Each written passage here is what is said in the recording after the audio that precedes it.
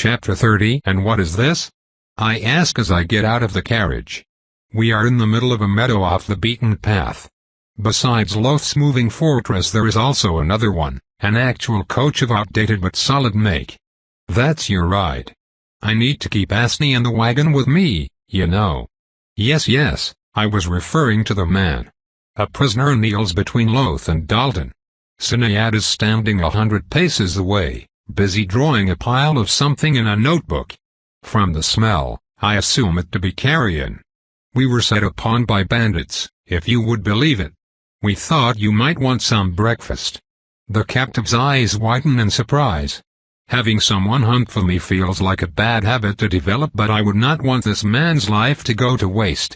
I could indulge for a night, I suppose. I draw closer and take in the man's appearance. Is this some sort of test? Is something the matter, Ari? Loth dear, do not tell me you have not noticed what is wrong? This man is no bandit. Excellent, whispers the wind.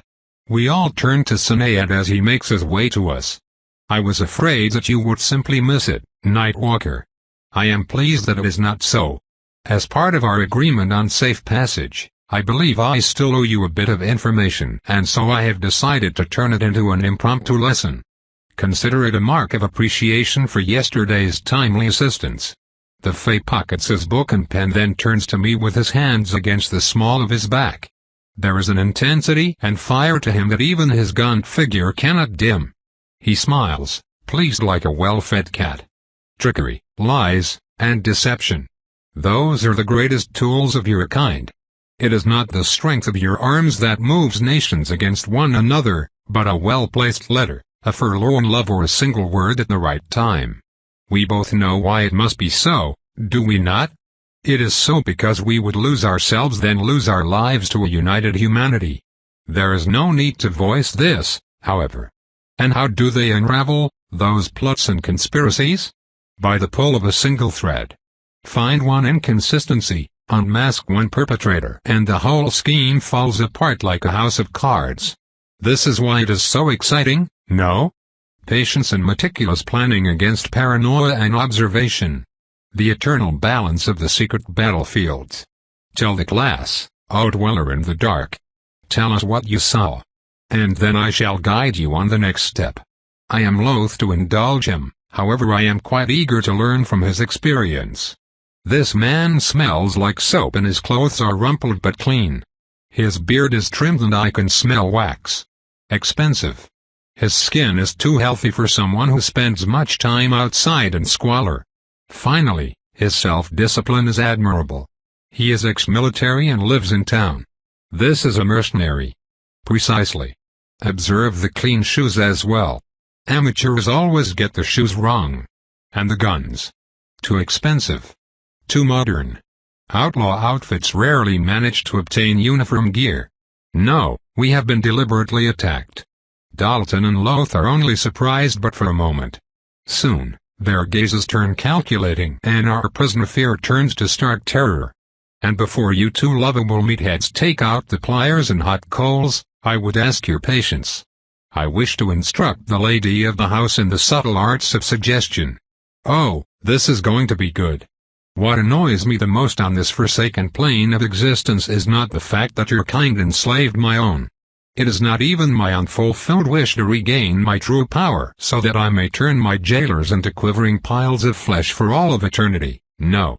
What truly sets me off is how pathetically primitive your mind techniques are. You had millennia of existence to come up with something fun and still miserably failed. I know that good techniques are wasted on mortals, but still, for the love of art, you should not settle for mediocrity. It is thus my greatest pleasure to introduce you to this most hallowed of pursuit. Now, Nightwalker, how do you perceive your own charm? Like a rope. Sinead turns into the living embodiment of condescension. I need to learn how to draw properly so that I may immortalize the arrogance on his face, if only to have a frame of reference when I eat him later. A rope. Truly. I expected so little and am still disappointed. Well, do you notice that this rope changes as you proceed with the manipulation? Yes. It can be strong or weak, taut or loose, and it frays under pressure, just like my tolerance for rude behavior. Yes, a fair point. Obviously the strength of the bond reflects the depth of the relationship. Time and genuine care will improve it better than brute strength. The phrase appears when you force your victims to do something against their will. The more unreasonable or absurd the request, the more they will fight it. Even the frailest human mind will buckle and fight if you, say, ask them to kill their own child. I hope he does not speak from experience. That would be rather distasteful. You will, if you focus, notice colors and patterns in your rope. They are the marks of emotion. Not all bonds are the same. I find that love trumps all, though terror is a close second. Now, the basics. What do you think is the most important thing in manipulation? Subtlety? Wrong, though not entirely out of topic. The answer is, the other. You are not stabbing a target, you are painting a masterpiece. Every working is different even when it involves the exact same person. You need to understand your target to some extent so that you may obtain the best results. A proper session is 9 parts eloquence and 1 part magic. Without eloquence, you will not even understand which are the best questions to ask. Let me take an example. You, vassal, what is the first question you would ask our guest? Do you have mates and are they on their way here? Not bad. I'll give you 3 out of 10. The proper question is, am I in immediate danger? What tells you that his mates, as you call it, are the only things that threaten your life? What's your name, lad? How should I call you? The man struggles a bit before admitting to himself that this is not exactly vital information. Hendricks, sir. And Hendricks. Do you believe me to be in immediate danger? Silence. Maybe a little bit, eh? The man reluctantly nods. It's not that the knife would have saved you. You saw us fight. Do you believe yourself fast enough to capture a hostage? Indeed not. Now be a good lad and drop it on the ground. Dalton pales as an open straight razor drops from the captive's bound hands. Loth seems a bit displeased. First thing I'll teach ye when we're back is how you frisk properly. I'm sorry, sir. Now, do not let yourselves be distracted. Remember, open-ended questions. Do not let your preconceived ideas get in the way of the truth. Do not demand a flower when you could inquire about the whole bouquet. What are you doing to me? Asks the mercenary in a panic. Sinead considers him for a second, as if remembering that this is an actual living being and not just the point of his demonstration. How does the puppet dare speak out of turn? Before things can get any further I step forward and our eyes meet. I smile kindly and brush a strand of errant hair behind his ear. Shh, do not worry, my friends are a tad strange, but I am here for you. You are safe now as long as we get what we want. You want to help us, don't you? Help us then leave? Yes. Hendricks was it? Yes, ma'am. My name is Ari. These men here just want to protect me. Do you understand? Yes, Ari. You are strong. And courageous. Are you an army man? Yes, ma'am. I was a Marine before I signed up with this outfit. A Marine, yeah? You served aboard a ship then? Yes, ma'am. I had the honor of serving aboard the USS Wasp. Indeed. And you signed with your outfit afterwards then? Yes, ma'am, 7 months ago, HRM. The pay is very good. You understand, I am sure. Of course. Soldiers are never well paid, even during a war, are they not? Absolutely, ma'am. A disgrace is what it is. And I understand that your current employer would better reward a man of your talents? Yes, they do what needs to be done and they know who to hire for that. Keep him talking, keep him saying yes, build a rapport, make him talk about himself. Those are all things that I learned from my dad and from Achilles. I understand now that this is the heart of charm. My ability to mesmerize is only one more tool in my arsenal, and if I am not careful it will become a crutch.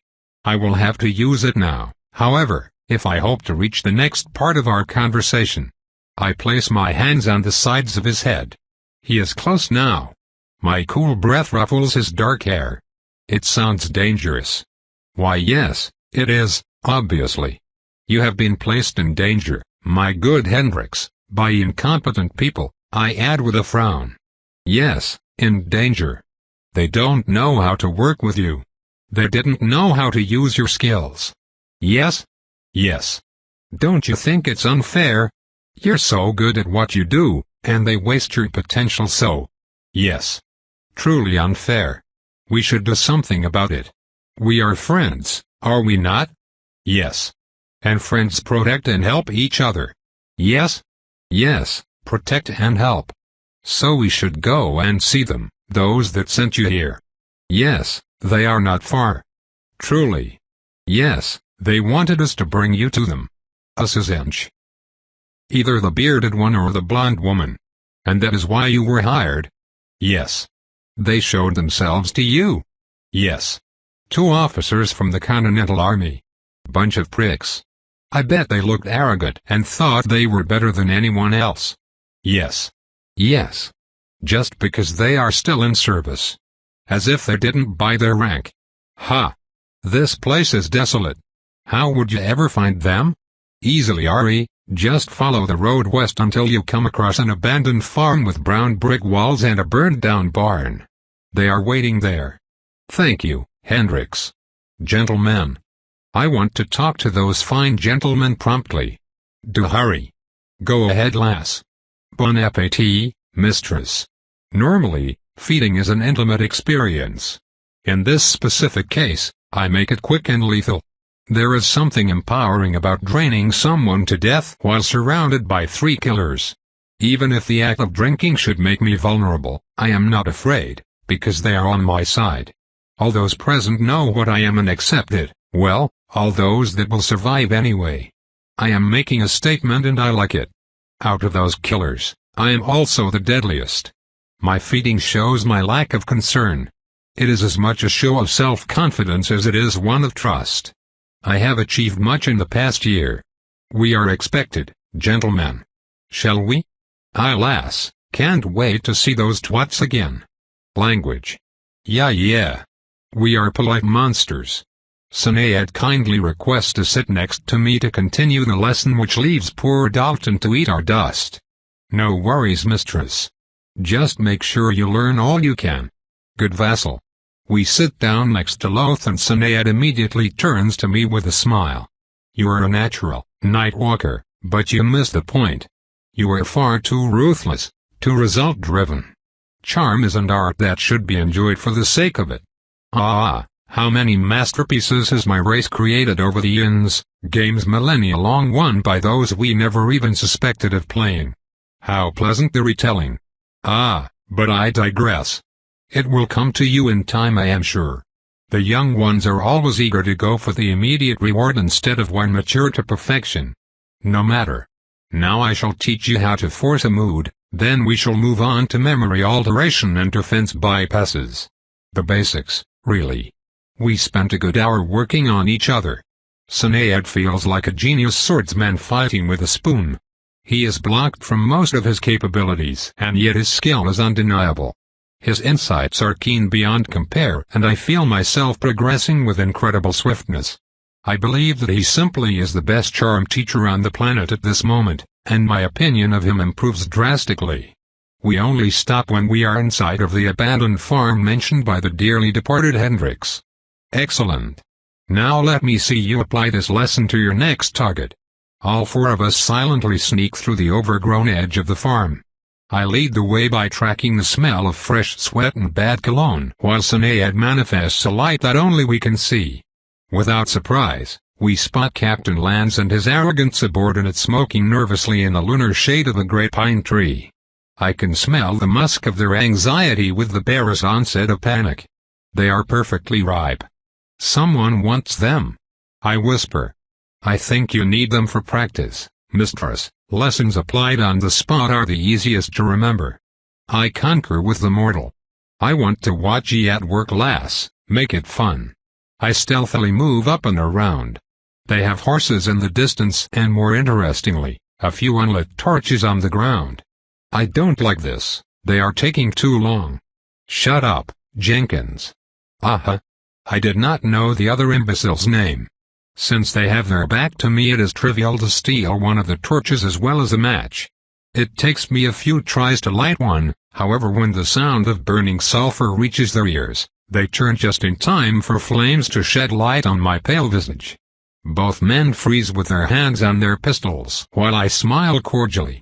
I do so love this moment when it dawns on them that the nature of the hunt is not as it seems, that their condition is not that of the predator.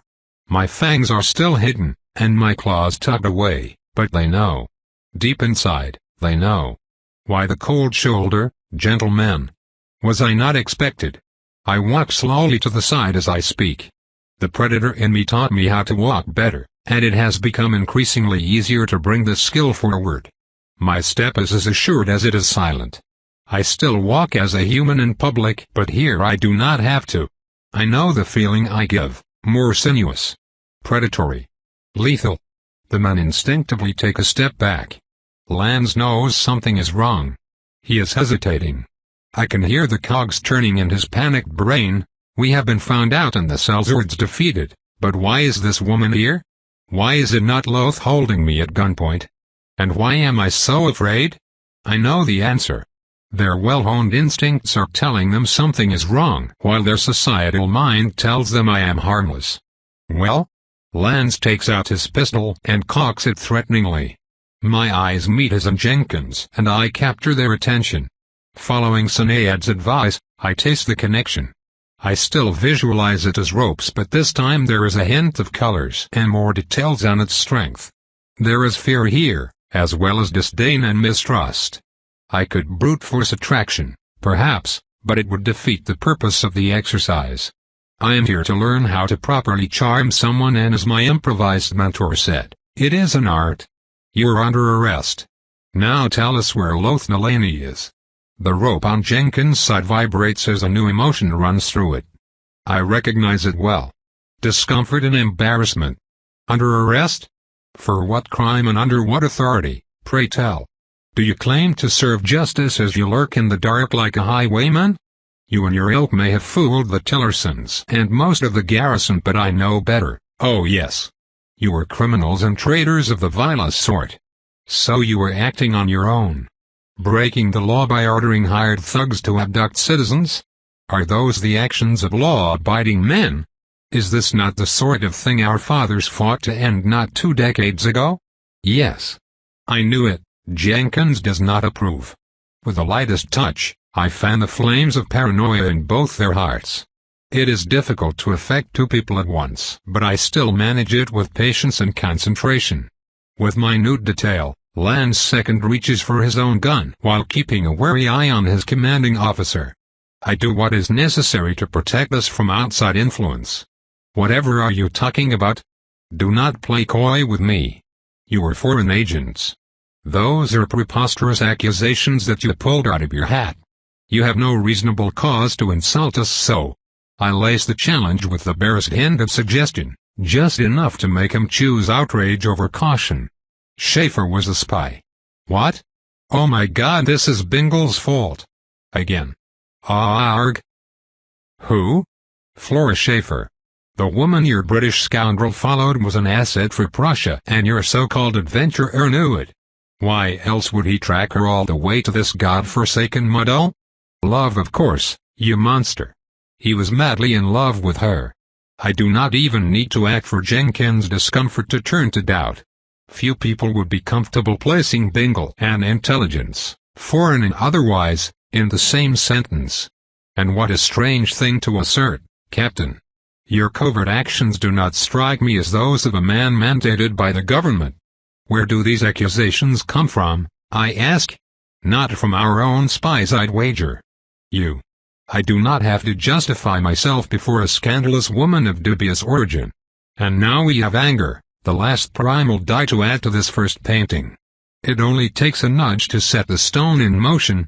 As a matter of fact, says Jenkins, I would like to know from whence this belief came, sir. You dare? Adds Lance, incensed. I will not be questioned by the likes of you. Oh, this is almost too easy. The likes of me? Screams the second man in outrage. You are naive, Jenkins. People like me are what stands between our country and tyranny. We are the shield of civilization against the machinations of the old world and its darkest creations. So you admit being part of a conspiracy? I add with delight. It is no conspiracy. We protect the nation. In secret and against our will. That is a conspiracy. Ha! Who is the traitor now? The Brotherhood of the New Light is no group of rakes, you wench. And you? Lance takes a step back from his subordinate and his pistol sways towards the man's chest, but the righteous Jenkins has had enough. He jumps and manages to seize his opponent's arm. Both of them fall and struggle on the ground with grunts of effort and anger. I watch, fascinated. Admittedly, it got out of hand before I could learn more, but I don't care. This is beautiful. A shot rings under the canopy with the distinct sound of gored flesh. Ah, oops. Jenkins recoils in horror from the mangled form of his superior. Only a gurgling scream can be heard in the dead silence, coming from the ravaged half-face of his victim. The sinus and other cavities are exposed to the air. One eye has been burnt from its orbit, and as I stare, arterial blood splurts from the ghastly wound with every heartbeat. Ah, what a waste. With a step, I walk to Jenkins and use his pistol to finish off the captain cleanly, as the hunt demands. And now I have a whimpering and guilt-stricken human to handle. This is so annoying. He tried to kill you, he failed, and you killed him. The logic is sound. You were not even friends. Jenkins. It's over, calm down. It's over, it's all over. I committed a murder. No. Jenkins, look at me. There. Good. You defended yourself against someone you thought you trusted. Huh? He sobs, as if it mattered in a court of law. There will be no court of law. What? But I killed him. No, I killed him. I pulled the trigger. Jenkins stops to consider. I use this and the barest hint of suggestion to talk about conspiracy and duty, how Lang's associates must never know that they were found out, and some such nonsense about sacrifice, the good of the nation and what not. You are correct, Miss Delaney. I must uncover this vile plot. I shall return and head a discreet inquiry, starting with this traitor's personal correspondence.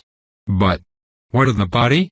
I came here to get answers, but my companions are not far behind. The mercenaries' ambush made them irate, as I am sure you understand. If you leave quickly, I should be able to convince them to let you go, and take care of the remains beside. But what should I tell the others? Nothing. You know nothing of this man's desertion. I am sure that a thorough search of his personal effects will shed some light on the matter. Yes. Yes, you are correct. Thank you, Miss Delaney, thank you. I shall return, and should I find something I will keep you and your uncle in the confidence. I will get to the bottom of this yet. Goodbye, Miss Delaney. Cecily was right, you are a true heroine. Then the brave soldier takes his horse and leaves in a gallop. A true heroine, huh? At least he did not mention God this time. As the sound of hooves pounding the ground recedes in the distance, I hear a slow clap. The trio of men exits the undergrowth with a grinning Sinead at the head. A capital performance, young Ariane. Ah, it is so pleasant to see a new talent enter the scene. A first rendition of the false egress and the turning of the friend in a single night. That is 2 out of the 5 basic plots as described by Ericus the Elder in his famous anthology. You need but the unrequited love, Brother Bane and the Apprentice, and you will have completed an important rite of passage for us Lycians. I am most pleased, most pleased. I am not sure what to do, so I curtsy awkwardly. This is the first time Sinead does not address me as Nightwalker, I believe. I will take the compliment. Let us travel together tonight so that I may impart a few more pieces of knowledge upon you, then we will split ways. Fate will bring us together again in the future. Of this, I am sure. Before we leave, we draw straws to determine who will bury the bodies, and I lose. From the others' innocent faces I highly suspect foul play, yet I decide not to press the issue. I made this body after all. As I dig in later, as we travel, I soak up Sinead's knowledge for all I can until dawn and exhaustion creep upon me. Chapter 31. First comes the smell, then the buzz of flies, and last is the sight of a desiccated limb covered by loose strands of fabric. The bright colors of the improvised shrouds turn the bodies into macabre puppets. This one is a child, I note idly. They were the second to go, after the sick and wounded. Another one? Yes. We have been following the trail of the Lost Three Rivers tribe for 2 days now, and my patience is running short. Nashoba insists that we catch up with them together, or the shaman who called for his help might simply attack me out of fear. I am concerned that by the time we reach them, there will be no one to interrogate. This splinter of the Muskogee people was expelled from their land by settlers a month ago, and since then they have wandered west. A vision sent to my, employer, I suppose, spoke of a terrible beast stalking them and devouring their members. I now believe that this is the least of their worries. We have come across no less than 10 cadavers in a single day of travel, and they all exhibited signs of starvation. The bodies were husks, curled up on themselves by a devouring pain. I do not envy their fate. We should really. For the last time, shaman, you can do this on the way back. The longer we delay, the more bodies there will be. He was just a child. Yes, I am sure that the adults wanted to live too. Listen, Nashoba, our arrangement was that I hunt a monster for you, not dig a mass grave. Ah, of course. You are correct, I am letting my emotions interfere with our task. There may be others that still draw breath. I want to roll my eyes, but I refrain. Nashoba is only mortal, and he at least did not involve God nor smother me with speeches on the importance of grief and other inanities. I can understand his anguish, although I do not share it. Mistress, we should stop the carriage here and continue on horse. Your Tushka is right. Road very small. Nashoba gained mastery of the tongue through a dream quest apparently. The contrast between his flawless Akkad and his broken English is jarring. Then you take the horses. There is something in the air, daughter of Thorn. We are close, and late. I sniff a bit and detect nothing but pine, mountain air and the stench of a decomposing body. Noticing me, Dalton adds, it is cold, mistress, unseasonably so. We are halfway up the Appalachians. Is this not normal? No, mistress. I already noticed that the place is too quiet. There are clearly magical shenanigans afoot and time is therefore of the essence. Then you take the horses and light the torches. I will scout ahead and guide you. Hurry. For an hour we climb up the twisted path. Scrawny pine trees and dried-up vegetation with the occasional corpse make the place desolate and the trip unpleasant. All my instincts tell me that this is not natural. There are no spells here, nor creatures nearby. The influence is more pervasive.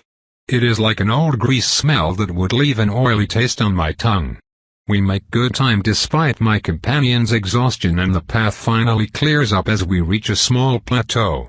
Large slabs of granite covered with lichen alternate with diseased ferns. The remnants of a large camp can be seen in the center. There is a fire, still smoking a bit, as well as broken tents, pottery and baskets, and the shattered remains of a loom. No corpses. The others join me, and I raise my hand in warning. The plateau is rather small at the base. It could contain perhaps an encampment of 100 people at most. The stone plain climbs up to the left and falls steeply on our right. The few trees offer little protection against the chilling wind. Nashoba stays on his mare while Dalton arms himself before disappearing in the darkness. I track him by sound until he stops moving. That means he found a vantage point. I turn back to Nashoba and point to my nose, then to the left. I follow the stench of unwashed bodies and rancid sweat to a hollow in the face of the rock. I lean forward and look in. The light reflects off the eyes of a dozen people huddled under grimy covers. A dying fire barely emits any heat. The smell is eye-watering. Under the abominable odor, I detect a much power gun rancid. It is close in nature to Nashoba, but with a most sour aftertaste that reminds me of the fallen vampire I slew a week past. It appears we found our shaman. Whether they are still sane is open for debate. Nashoba approaches the hollow, then recoils in disgust. Perhaps I should have warned him of the revolting musk. I am much less affected by it than mortals, both by my nature and by virtue of not having to breathe. The shaman places a scarf around his head and starts speaking to the miserable band. His inquiries are first met with silence, then answered by a wizened woman with a bone headdress sitting at the back of the group. Her gnarly fingers grip a staff adorned with a crow's skull, and she speaks in a deep, gravely voice. I do not need to understand to feel the pain and terror in her tale. The remaining tribe members recoil under my gaze and refuse to look up. They feel like people who have given up on everything. They truly are a sorry lot, and I note in passing that there are no children left. This tribe is done for. Few could remain sane after going through what they suffered. Their best bet for survival would be to splinter and join other people, praying to their gods that they can forget the horror of their existence. Not that I care. I wait patiently until my companion is finished, and I note that it is lucky that the female shaman can speak Choctaw. It is easy to forget that the natives are made of several people with their own culture and dialects, when most of us white folks refer to them as savages. Being a vampire has certainly changed my perspective on the matter. After a few minutes, Nashoba walks without a word to the center of the clearing and restarts the fire using kindling and a few pieces of dry fabric. Forgive me, daughter of Thorn. Could you kindly help me gather some wood? I ask this as a favor. He has no right to demand it, and his specific phrasing shows his acknowledgement. With that said, Nashoba is one of the few mortals I respect. He is also tired and lame. Very well. I can show kindness to those I favor. I also deduce from his anguished expression that the news is not good, and he may need some time to process it. We have found the survivors of the tribe and extracted the knowledge that we sought, after all. Some more delay is acceptable. I go around gathering firewood and, in some cases, making it. I find snapping the trunks of those weakened trees surprisingly easy. I suppose I have no more use for an axe, now. After 3 trips, Nashoba informs me that I have gathered more than enough and places a large pot on top of the fire, which he fills with water from his canteen. Should we not give them our rations if you intend to save them? Not directly. Those who starve of a weak stomach and eating solids could kill them. Their body can only tolerate a broth. I see. While we wait, you should share what you learned. Of course, daughter of Thorn. I have delayed but too long. They left their lands with little food, and this was soon exhausted. They did their best to forage, but without knowing the lay of the land, feeding 70 mouths is impossible. It is at this time of great distress that the beast struck. Like carrion birds circling a bleeding beast, it harried them. One after the other, the hunters started to disappear. Of course, the tribe started to send people out in pairs or even larger groups. It was all in vain. The beast would then take more, and the food situation kept deteriorating. First, the weakest members perished, then the children started dying too. Despair took over them. Women started to hunt as well, and some would come back hurt. A few people took their own lives. The survivors decided to flee up the mountain in hope that the beast would give up, or that they could at least confront it. They built this fire you see here and waited. They say the beast came. They say it was taller than the tallest man and dressed in a patchwork of skins. That its face was like of a rock cleft in two, and that its teeth were like the canines of a wolf. All of them. They say arrows and spears bounced off it like toys, and that it killed a man with every swing of its mighty arms. They say they could no more stop it than they could stop winter. After it killed enough people, the rest fled higher up, while this small group hid there in the hopes that it would look them over, or at least that the cave would be too small for its massive frame. It was yesterday. So, the beast is still up there? Yes, and so are the survivors if there are any. Then I'd better be on my way. Can you ward your fire? Yes, I shall do so immediately. Will it be enough? It seems this other shaman could not stop it. She is old, weakened by hunger, and her tribe lost its land and its way. Her powers are so diminished they might as well be nothing. I should be able to keep a monster at bay until you return. If I am in danger, I will fire the pistol you lent me in the air. I hope for your sake that it will be enough. Before I leave, I discreetly reach Dalton's hideout and discover he hid himself with fallen branches. In the dark and covered with greenery, he is barely visible. I tell him not to engage unless he has no choice and follow the trail up the mountain. Without the mortals I can move much faster. A first inspection reveals no tracks, so the creature probably has some way to mask its presence. That would also explain why no hunter managed to escape it. Undeterred, I rush up the steep incline with as much celerity as I can without leaving myself open. In 2 minutes, I find my first body. It is a man, quite old. As expected, he is covered with bite marks that show a jaw several times larger than a human's. The beast devoured the muscles on the legs and arms, the back and most of his entrails. I am about to leave when I notice something peculiar. There are no defensive wounds and the reason is made clear when I push the head to the side with my boot. The man has been brained by something blunt before being devoured. My theory of the monster being able to hide increases, and I feel the onset of paranoia as all my senses grow to their sharpest. I even spot rabbit's fur in the hunter's hand, proof that the beast left nothing that could be easily swallowed. A few meters away I find a mother and her child, still holding hands. They were killed the same way. I continue quickly, making a conscious effort not to run in a straight line and checking regularly behind me. I see nothing out of the ordinary, only abandoned personal effects and a mess of human tracks. In a few more minutes, I notice embers glowing in the distance. The night is silent. I approach from a side. Nestled among trees are the remains of the last campfire of the tribe.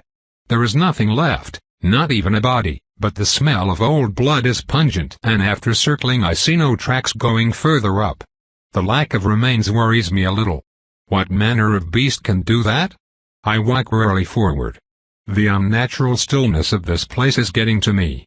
Besides the freezing when nothing stirs, not even the gray ash covering everything like stained snow. Massive bloodstains dot the site. They are only a few hours old. I am about to circle around to look for tracks, hints, anything, when I spot something among the embers. Curious, I approach. A branch snaps behind me. I roll forward and slice behind me at the same time only to hit air. There is nothing to see, which means. I turn, claws up and ready. Still nothing. I circle. Still nothing. The quiet sound of a breathing rabbit comes from the pines. I am jumping at shadows. I still move in the clearing so if the creature tries to rush me, I would still have some time to react. This foe is proving to be troublesome. It can hide and is probably quite strong and resilient. The dagger should be enough to hurt it and I'm confident in my speed, however it will be of little use if I am caught off guard. Tracks on the dust show signs of a massive scuffle. So many human feet, and what is this near the campfire? Bones. Human bones. Hundred of bones shattered, their marrow sucked dry, as if. Well, that is curious, and illogical. Wait. No, it could not be. And yet. The hunters disappearing one by one, caught by surprise. The lack of anything but human tracks. The remaining tribesmen slaughtered in one spot instead of fleeing a large opponent. Cooked human bones. I need to be sure. I jump in the bush looking for a very specific set of tracks and eventually, I find it. Multiple humans heading down the path. Now that I know what to look for it is easy to notice. God bloody damn it. Played for a fool. Arg. I run down the mountain like all the hounds of hell are on my heels. Come on, come on, come on. Let me be there in time. Let me be there in time. A gunshot. That is not a pistol but Dalton's rifle. I move even faster. My chest is almost to the ground and the very wind pushes my hair away and back. With every step I dig furrows in the loam and fly forward 10 paces. Faster. Faster. I will be on time. I'm here. In a single moment I spot Nashoba in the middle of a magical circle with his pistol discarded on a rock. He is surrounded by the cannibals who silently slaughtered and devoured their own kin. It appears they lost their humanity in the process. Long, gaunt forms of white skin and bones are now revealed by their discarded blankets. The little flesh they have is twisted and taut like steel cable. Their face is human down to their upper lips, then it turns nightmarish. They bear distended maws of crooked and yellowed teeth to my companion's ward. 5 of them press at the edge of a shimmering circle. The Three Rivers shaman is standing at the edge, still clad in her rotten regalia. She is dancing and croaking while waving her ominous staff. A 7th abomination is prone on the ground with a smoking hole through the torso. Dalton's handiwork. He must have shot as they were creeping on the Chata man. There's little time. I move faster than I ever have. I need to push them out of the way. I reach the first creature without slowing down and punch it in the gut. With a ghastly sound of shattered bones, the thing folds around my stretched hand like a wet towel. The momentum catapults it against 2 of its fiendish allies and they are smashed backward like pins. I finish the move by throwing my entire weight in a swipe. The first target's chest disappears in a curtain of gore. An instant later, the 5th creature's head just disappears. I finish the sequence with a silver throwing knife that shatters the enemy mage's headdress and sends a splatter of blackened blood flying. This will do for now. I crash into the thicket with all the subtlety of a herd of buffaloes. A second gunshot guides me to Dalton. As I arrive, he unloads his last pistol in the face of the last standing foe. He must have missed the brain as the creature jumps on him with claw extended. Oh no you don't. Puny weakling. Bottom feeder. Scum. You dare raise your hand against EWHO as mine? I dig 2 talons in the thing's neck and swing it over my head with a furious roar, sending it careening head over heel. The creature's short flight is interrupted by a large stone on which his head bursts like an egg, then a trunk, before finishing in a ravaged heap on the ground. Dalton is fine, if a bit stunned by my sudden appearance. I sprint back to the clearing and take out my dagger. I quickly finish off 2 wounded before turning to the enemy shaman. It is pressed against the wall of the cliff by Nashoba's staff. Its filthy yellow talons dig into the rock and her shrieks make my ears ring, yet my ally does not budge. So, you want to interrogate it? I know all there is to know. I kept the thing alive so that you could feed. Do I have to? It reeks like a popsrillen pigsty. Nashoba glares at me in silence. I suppose I should not behave like a spoiled child. I can certainly use the power. I grab the thing's arm. It tries to fight me but compared to the fallen vampire I faced a few days ago, I feel I am wrestling a toddler. I still break all its fingers for good measures. Why take a risk? I bite down. I am so hungry, so hungry. The pain in my belly is relentless. It digs into my entrails with its serrated fingers. There is nothing but the devouring agony. I led them here. I led them to their death. We should have fought and died on our feet like warriors, not hunted and starved like animals. The children. What have I done? The visions I sent were sent too late. By the time the tortoise shaman of the Choctaw comes, there will be nothing left of the Three Rivers clan. Today I ate my finger. The pain of tearing down the limb was less than that of starvation. It was hot and juicy, if terribly bony. Now I remember what food feels like. I feel clarity of thought drift away. There are others like me, who tasted the forbidden flesh. I can feel their eyes on me and on each other. I do not want sanity. Sanity is what brought me here in the first place. Let me be mad. Let me be lost, but above all, let me be sated. We are silent. There is no need to speak just as there was no need to listen to the dying cries of our kin. We are still starving despite the heaps upon heaps of flesh we pushed down our gullets. It is fine. Tomorrow we go down the mountain. There will always be more villages and more hunting parties. Always. I back up from the shriveled form of my victim. That was strange, though not entirely unpleasant. Both sour and tasty like pickled fish, and the power was good. On par with an experienced mage, I would say. I suspect Nashoba is interested in my vision, so I share it with him as Dalton joins us. Yes, daughter of Thorn. I know of what you speak. They are called Wendigos. I heard the tale of a mighty hunter called And the Slayer who was the first to find them and purge them from this world. I never thought the stories were true. Nashoba limps back to a stone and sits wearily. I must remember that they traveled through the day and it is now past midnight. They will need to sleep soon. Their hunger, he continues, they are what happens when men and women succumb to it.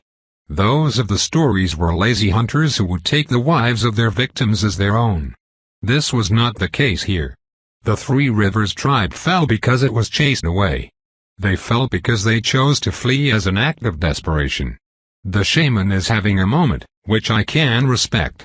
Dalton has tied a scarf around his nose and busies himself piling the wendigos while I feed the fire and wait. There will be more of them. Every month, your ships spill their cargo of men and machines on these shores. We are getting pushed west slowly but surely.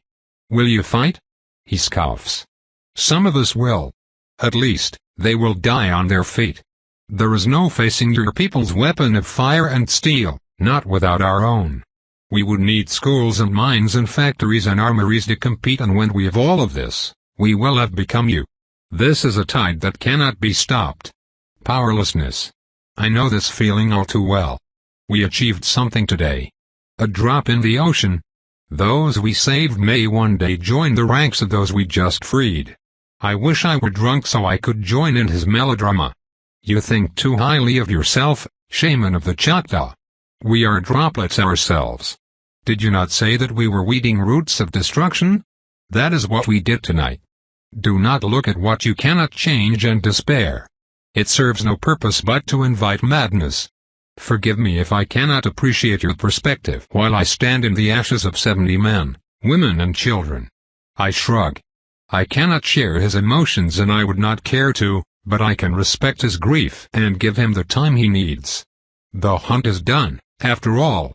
It was interesting although the prey was a disgrace to its own kind. I assist Dalton in building a funeral pyre. Thankfully material is abundant. Our native companion joins us as we light it. For a moment, all is quiet, then he starts singing. I do not understand the words and I do not need to. The song carries regret and impotent rage at first, then melancholy and finally, a measure of peace. We stay there watching warm winds carry motes of light to the sky. It no longer feels so cold anymore. Somewhere below us, an owl hoots and the fire crackles. At some point, the two men fall asleep. I make sure they are covered and when dawn approaches, I stand up to go. As I take a step, Nashoba shifts in his covers. Thank you, Ariane. I nod and leave. Chapter 32. When we return to Higginsville, Sinead is long gone. Loth does not tell me where he went and I do not ask. The Lycian prince did leave a few things for me, the first being a letter. My dear Ariane, you are not a bad sort for a nightwalker, and I am sure we shall meet again after you have grown into your new self. I look forward to it, and I have left you two things as a gesture of my appreciation. The first is a primer on the proper use of charm including quite a few tricks, meditation techniques, and my favorite subtleties. I wrote it in the space of 2 days as if in a trance. When we next meet, we shall have a little contest that I may see what you learned. The second is half a gift and half an apology. I realize that you may not have drunk my blood the way you wanted it, and so I had loth draw a smidgen of my essence and capture it in the precious receptacle you will find attached. Keep it on you, always. If one day you are in danger of dying, no matter how grievous your wounds, drink it and it will undoubtedly save your life. This contains the essence of a fey prince, given freely. Do not squander it. I will know. Until we meet again, Puppet. Sinead. I resolve to keep the tiny silvery tube around my neck, always. It hangs next to the pendant containing my father's message. Those two are my lifelines, one for the body and one for the soul. The following month see us fall into a healthy routine. I spent most evenings helping Loth with various tasks related to research, both magical and mundane, as well as metallurgy. I even assist him as a nurse when his hospital sees an increase in traffic. My complete lack of queasiness is put to good use as my dear friend would insist that some of the tasks I am requested to perform will forge the character. I soon learn that the expression is a hypocritical substitute for it is revolting, and now that I have an underling I don't have to do it anymore. Loth also tests the limit of my physical power by, naturally, having me carry heavy loads for him.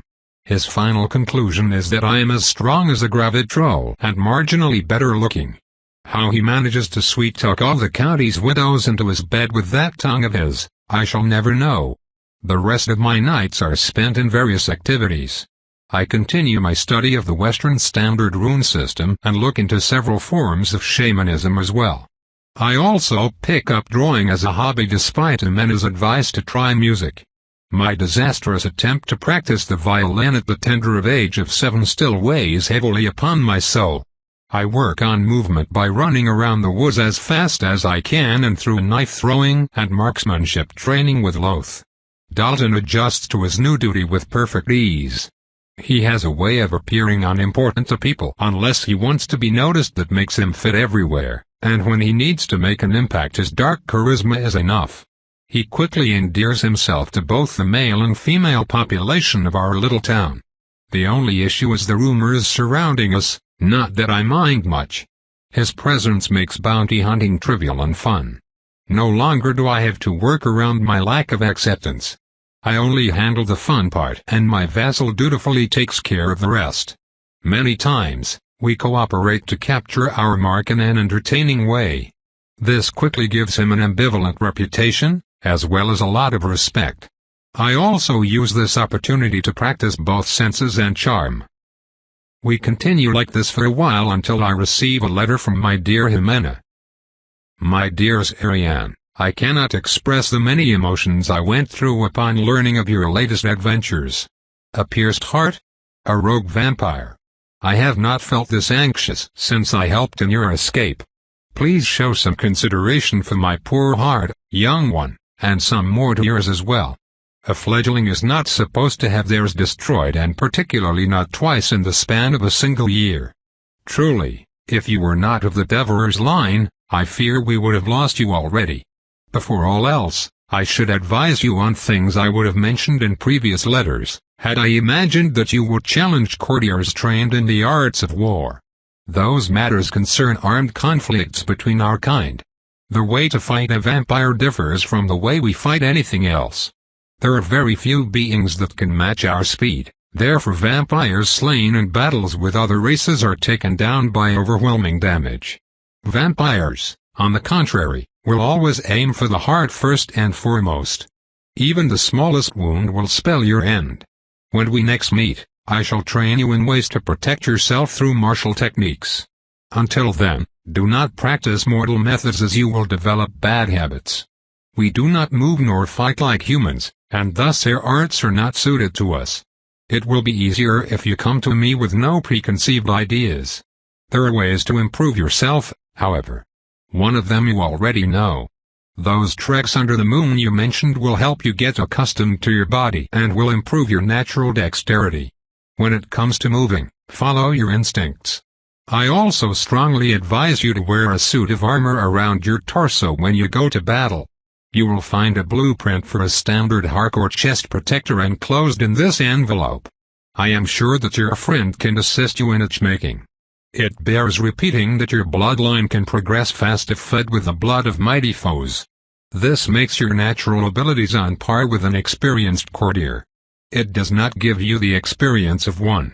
The creature you faced was unarmed and half-mad, and so it was not in any way equal to the manner of opponent you would face, should a clan decide to take you down.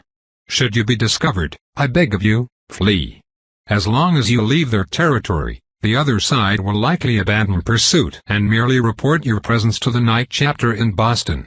I hope you heed my warning. Now that this is out of the way, allow me to be the first vampire to congratulate you on reaching adulthood. Ah, but I remember it as if it were yesterday, a timid and lost woman standing awkwardly in my training ground. Even then, your personality shone bright and set you apart from the rest. And now, you have come into your own. My heart fills with pride, and I wish I could celebrate this auspicious night with you. Now you are a courtier, and do not let anybody tell you otherwise. This means that the next step in our plan is a go. In 1810, just over 5 years from now, there will be a major conclave of all vampires in North America. I shall use this opportunity to petition the current speaker for your induction. If it is accepted, we will be allowed to register you as a member of an independent house under the Accords, and you will be beyond the reach of the Lancaster forever. Constantine will surely give you a task or two as reparation for being on his land illegally, though I would not worry about it too much. He is known for being a tolerant ruler, and the new continent is as much a place of opportunity as it is one of refuge. I am pleased to learn that you want to use your time to build both expertise and capital. The pursuit of excellence is a defining attribute in the followers of the path, the faction the Cadiz clan belongs to. As a new vampire, I would advise you to learn an instrument. Art helps us maintain our humanity, and music most of all. You also need to consider building your wealth. As you can imagine, mortal institutions are ill-suited to our needs, and so I advise you to travel to the port city of Savannah, where you will find a small branch of the Rosenthal Consortium. They are a neutral entity in the supernatural world, and they are as reliable as they are efficient. Open an account with them and remember that we all started small. Lastly, we are fairly certain that the Order of Gabriel no longer keeps an eye on your father, so you may now correspond more freely. Ainsa and I miss you, Ariane. When time permits, I shall meet you again in person. I must be careful as most of my actions are currently under scrutiny. Indeed, I have been given a chance to regain my status and join the ranks of the Knights once more. My next mission will carry me to the Everglades and last for a few months. If all goes well, I will be given a task, and upon its completion, I would be reinstated. I cannot express how important this is for me, my dear. Wish me luck. With sisterly love, Jimenity Cadiz. September 7, 1804. February 1805, Savannah, Georgia. The Rosenthal Consortium building is fairly small, barely bigger than my childhood home, and yet it manages to draw attention from a full block away. I would call the local architecture basic, only because I am feeling generous. The most common adornment is a coat of paint slapped on the ubiquitous horizontal planks, even for public places such as the town hall. The noble institution's house is orange. Yes, orange. Its walls are made entirely of vertical carved white stones and bricks of the fiery color. It stands like a jewel, or a pastel, amongst its prude neighbors. The barred windows and the reinforced gates only reinforce the impression of being an outsider. Without a word, Dalton fades into the shadows while I approach the guard. He pretends to ignore me until politeness demands a reaction. He looks quite solemn, dressed all in black with a white shirt, and his pale face sports an impressive beard. I smell gunpowder from him and, quite interestingly, spelled items, though he himself is not a midge. I taste it and recognize a specific aura. When the man meets my eyes, my suspicions are confirmed. The protections are designed to ward off influence, which extends to charm. Finally, an occasion to practice some of the tricks Sine had mentioned. The rope between us glances off a smooth shield. I slowly change our bond's color by matching it to his current mood. He is distrustful yet unworried. In the space of half a second, the string becomes one with the shield and goes through. I give the man a polite smile with just a bit of suggestion, which he returns. It worked. Good evening, sir. Is this the Rosenthal Consortium, Savannah branch? Indeed, miss, and we would be happy to assist.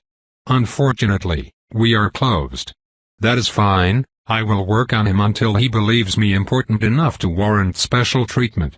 That is a shame. I was led to understand that you would operate after sunset. Or so the men acclaimed. The guard's reaction is unexpected. He pales visibly and his pleasant smile evaporates. Ah yes, my apologies, madam, we were not expecting you. He turns to the entrance and bangs a pattern on the door.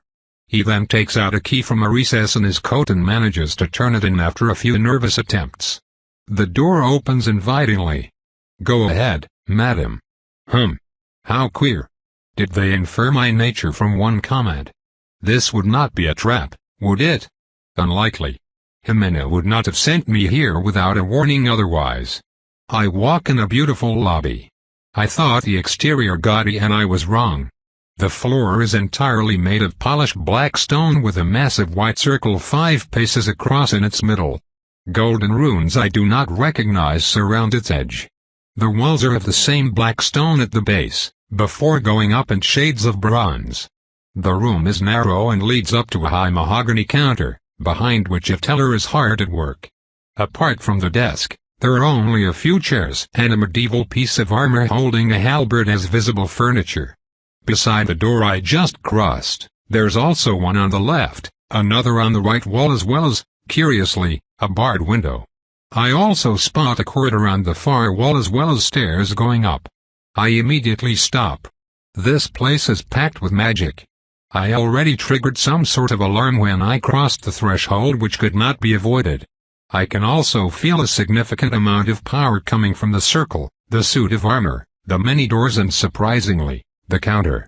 The man behind it stands up, notices me and freezes. The barred window to the right opens to let another frowning man with a gun look through it. Upon seeing me, he also stops in his tracks. Well, this is rather awkward, is it not? I am here to open an account. I would rather make my intentions clear before the set of armor starts moving on its own. The man behind the counter is what I would expect an accountant to be. He nervously tries to replace the monocle on his nose, but his trembling hand knocks it out of the orbit and it falls against his chest. Silence fills the place. I wait. Soon, footsteps can be heard from the stairs. They are slow and measured. A moment later, a man calmly reaches inside the room and walks in my direction. He is slightly shorter than me, with combed-back black hair and piercing gray eyes. His traits are sharp, aristocratic, and his expression is that of polite respect.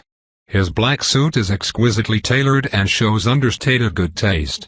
He is also a courtier, a powerful one. I would place him at the edge of something greater. His aura is also one of the most disciplined and controlled I have ever felt. Greetings, Melody, and welcome to our humble establishment. I am Isaac of the Rosenthal. I welcome you here tonight. Thank you, Isaac. I am Marianne of the, Nirari clan. A complex set of emotions moves his otherwise unflappable countenance. Truly. Splendid, splendid. It is an honor and a pleasure to finally make your acquaintance. Please, follow me. I take his invitation and we walk side by side. You could hear a pin drop here as neither of us makes a sound when our feet touch the ground. He leads me up to the second floor and to his office at the end of an alley. We enter a spacious room lit by a single candle. A large window situated at its back gives us a view of rooftops and the clouded sky.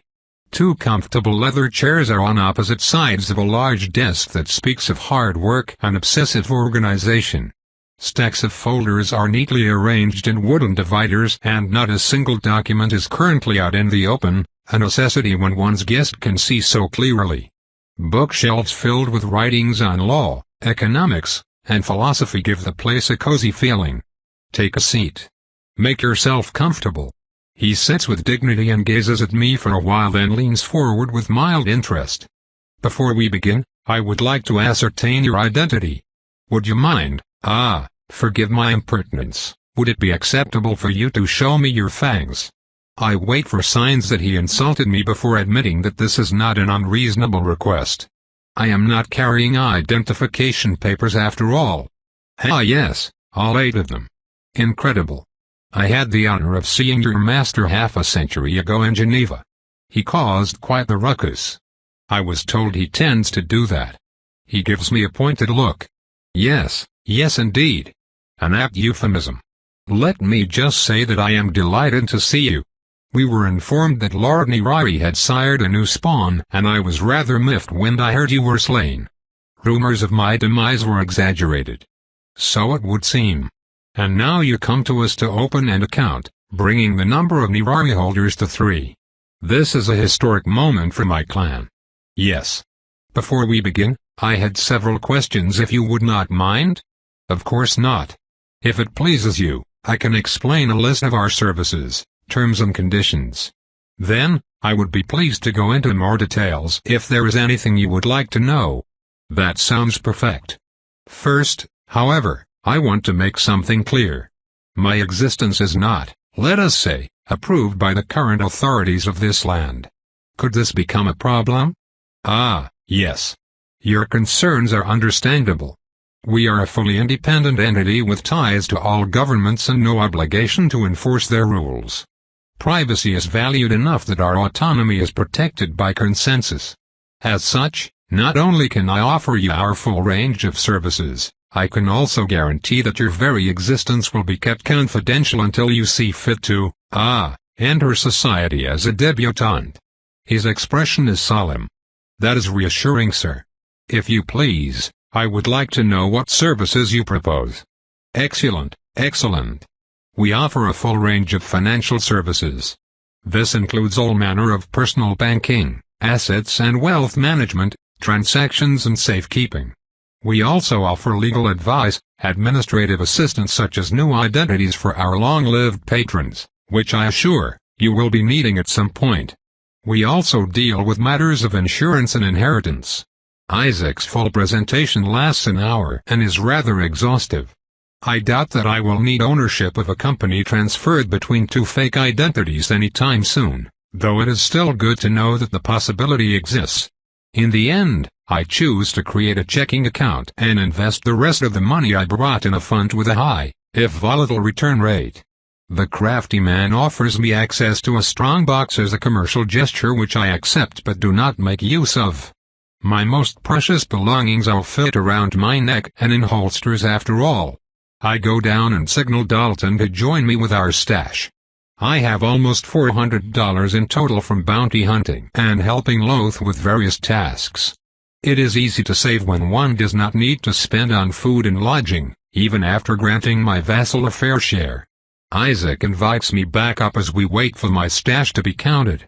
I was wondering if I could ask you a few questions? Naturally, Miss Ariane, naturally.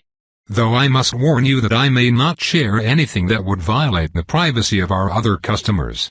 I understand. You have confirmed that I have a sibling, and I would like to know if there is anything you could tell me about them. Yes, easily. I forgot that you have been so far isolated from politics. Your brother is Svyatoslav. He is currently the most dominant figure in St. Petersburg. Truly. Is Russia part of one of the main factions I heard about? Isaac thinks a bit before continuing. Clans seldom respect borders, Miss Ariane, therefore we never refer to ourselves as Portugal or Switzerland, but by clan or alliance name. First question, and I already revealed myself as a yokel. Well done, Ariane. Russia is home to two factions. One of them is a gathering of bandits, which is in cultists and is an alliance more in name than in reality. The second group is decidedly martial, and their closest allies are the knights. They call themselves the Vityazi and dedicate themselves to the culling of dangerous magical fauna. I had the opportunity of visiting their headquarters in 1756, and I admit to being pleasantly surprised. You have a good memory. It is the defining trait of my bloodline. We all have a tidy mind served by an eidetic memory. Forgive me for saying so, sir, but I have only joined you for less than 2 years, and there are already many things I would rather forget. Not at all, not at all. Fortunately, we are able to take some distance from our worst recollections. Else it would make pain resistance training unbearable, I'm afraid. The delivery was so deadpan that for a moment I believe he spoke in jest, yet his face betrays nothing. I think Isaac just opened up to me a little bit. We are getting distracted. Your brother acts as a buffer between local groups of interest. His friendship with various key decision-makers usually suffices. When it does not, well, he reminds everyone of the dangers of provoking him. Is he that strong? He is 7 centuries old, miss. He was the prince of the Kiev and Rus Confederation. Wow. If he lived for that long and fought as much as I believe he did, then he must be a force of nature. This is my reality now, something I forgot for not spending time with my kin. Some of us have lived to see Rome fall. Perhaps they even participated. I could send him a message on your behalf, if you wish. Do I want to meet someone who would remind me of Master? That will not be necessary, thank you. I hate him and love him and hate him and I am being a bad girl. I should gather enough money to get a ship, look for his resting place and dig him out so that we... No. Damn it. Miss? It is nothing. Is there a way for you to petition the Speaker, so that my presence here is, shall we say, legalized? Unfortunately, We are not a signatory of the Accords. We cannot petition them for what is essentially an internal conflict within Clan Lancaster, if we are being strict. We can, however, pass along a message. I can tell you now that without anyone to vouch for you, getting recognized as an independent house under the Accords will be difficult. What are the Accords? They are a set of rules regulating the rights and duties of all vampires residing on the new continent. They're rather lax. Most of them focus on protecting individuals and preventing distant conflicts from spilling over here. Are you aware that the three alliances are at war? Yes, although I do not know the specifics. And neither do we, as alliances shift long before news reaches us. Under the Accords, local branches are forbidden from participating, and so far the locals have managed to remain uninvolved. How are those rules even enforced? The current speaker, Lord Constantine, has a handful of troops and can call some more. No local clan has reached a critical mass yet, and none are capable of offering a real challenge. For now. Fascinating. This place is really meant for exiles and refugees. Ah, I meant no disrespect. I have no idea if Isaac is offended. The man has as many facial expressions as a marble statue. This would be unnerving were it not for my habit of doing the same to Loth. None taken. Truth be told, I am here on vacation. Huh? On vacation? Truly. Truly. I look pointedly at the meticulous desk and piles of papers. This man could visit anything from the Niagara Falls to Key West, and he chooses to stay here and do paperwork? In Savannah of all places? The silent watcher save me from this lunatic. Do not let the circumstances fool you. My workload is very light, especially compared to home. I am catching up on quite a few books I have been looking forward to reading for a decade. I was aware that bankers work hard, of course. That is an understatement, and it is during relatively normal circumstances. Right now, Europe is burning from the fires of Napoleon's wrath. We are anticipating trade war measures within the next year. The masks are in the middle of a civil conflict, and Zero and the followers of the path are at each other's throat. Trust me, I needed a pastoral retreat. When I learned my clan was looking for someone in a remote place for a 2-year position, I jumped on the occasion. That is the first time I have seen a real display of emotion from him. Even then it was mild, at most. I see. I only wish my country had more to offer than this. Not to worry, I have my books. The only thing I was missing was the company of my kind, and so your visit is most fortuitous indeed. Say. Yes? No. No, I should not. I am being terribly unprofessional. I beg your forgiveness. How queer. This is unexpected. This man came out as extremely polished and, should I say, a bit pompous, and now he is talking like a rake about to pull some villainous scheme. I am intrigued. Isaac, now that our business is done, I ask you, not as customer to member of the esteemed House of Rosenthal, but from one lone vampire to another, what is it? Out with it. He looks flustered. Ah, well, HRM. Let us finish here and then perhaps we could resume this conversation outside. Curiouser and curiouser. The unfazed banker is suddenly losing his composure. All my expectations are destroyed. I follow the odd man outside through the lobby and out the main door with Dalton by my side. The guard gives a surprised look, though he refrains from commenting.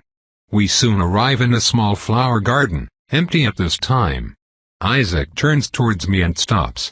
He strikes me as someone who dispenses words carefully, therefore I give him the time he needs to formulate what I am sure will be a request.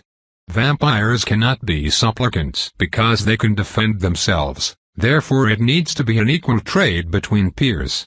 I look forward to hearing it. Finally, Isaac takes a deep breath just as Dalton starts to look a bit worried at our unnatural immobility. My patience is going to be rewarded. I am sure it will be quite a tale. Ariane of Clan Irari, I would like you to provide support as I kill someone. Ah. Tobe continued. Thanks for listening.